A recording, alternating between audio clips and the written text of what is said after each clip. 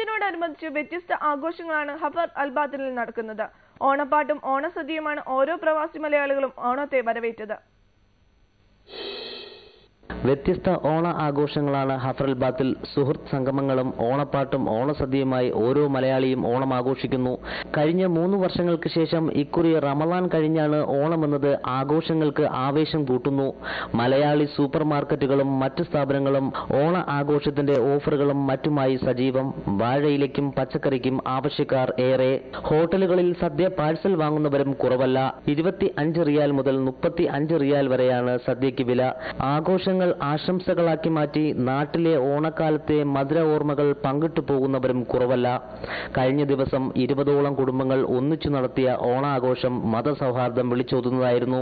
3 തരം പായസം ഉൾപ്പെടെ വിഭവസമൃദ്ധമായ സദ്യയും പാട്ടും ഓണക്കാല അനുഭവങ്ങൾ പങ്കിട്ടും അവർ ഓണം ആഘോഷിച്ചു. ഓണവും പെരുന്നാളും ഒന്നിച്ച് ആഘോഷിക്കുന്നവരും കുറവല്ല. പൂക്കളവും ഊഞ്ഞാലും ഒന്നുമില്ലെങ്കിലും ഓണപ്പാട്ടും ഓണസദ്യയുമായി മറുനാട്ടിലും ഓണം ആഘോഷിക്കുകയാണ് ഹഫർ അൽബാത്തിലെ മലയാളി പ്രവാസികൾ.